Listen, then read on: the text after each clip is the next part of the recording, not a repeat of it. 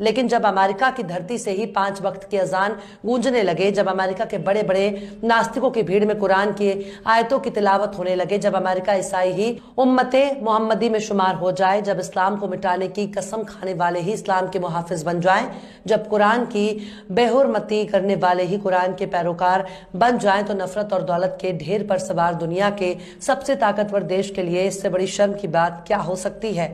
दरअसल अमेरिका के कैलिफोर्निया में एक ईसाई पादरी फादर हिलारियन हैगी ने ईसाईयत छोड़कर इस्लाम मजहब को अपना लिया है।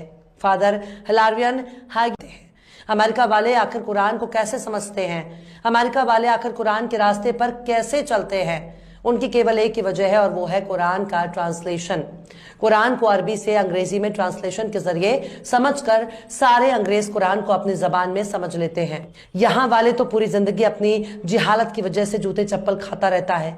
इनके पैगंबर ने यानी पढ़ने का हुक्म दिया, इन लोगों ने मजारों की चादरें चूमनी शुरू कर दी। इन लोगों को पैगंबर ने बुत परस्ती और शिर्क से दूर रहने का सबक दिया, तो इन लोगों ने मजारों पर सिर पटकना शुरू कर दिया। इन लोगों को पैगंबर ने कुरान को मजबूती से थामे रहने की हुक्म दिया, तो इन लोगों ने खुद को फिरके में बांट लिया।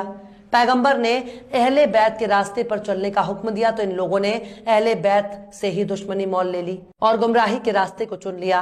लेकिन अमेरिका वाले मुसलमान बन रहे